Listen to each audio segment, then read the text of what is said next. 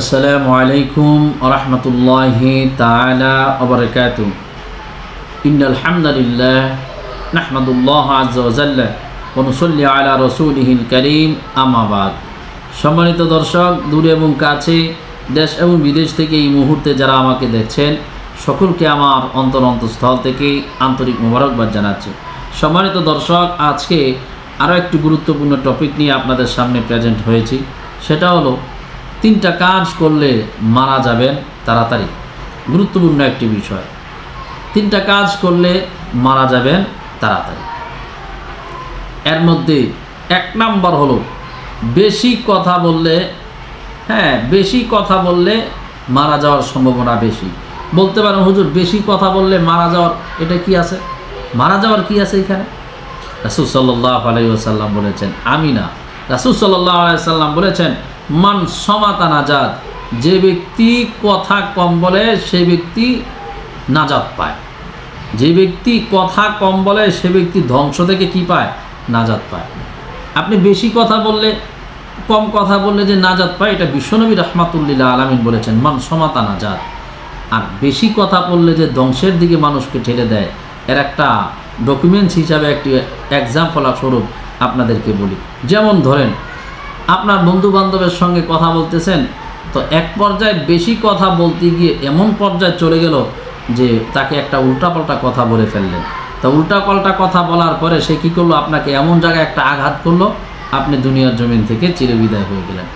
অথবা কারোর সাথে কথা বলতেছেন, কোথাও ঝগড়া লাগছেন, কথা বলতেছেন, অতিরিক্ত একটা কথা বলার কারণে সে আপনাকে এমন আঘাত করলো, আপনাকে ধ্বংসের দিকে ঠেলে দিতে পারে। তো বেশি কথা বলা যাবে না। রাসূল বলেছেন, মান সমাতা নাজাত, যে ব্যক্তি কম কথা বলে সে ব্যক্তি কি পায়?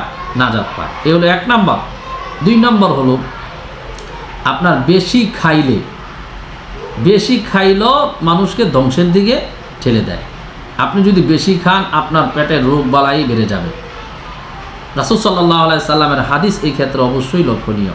রাসূল সাল্লাল্লাহু আলাইহি ওয়াসাল্লাম বলেছেন, তোমরা খাও, পানাহার করো, কিন্তু পেটটাকে তোমরা 3টা ভাগ করবা।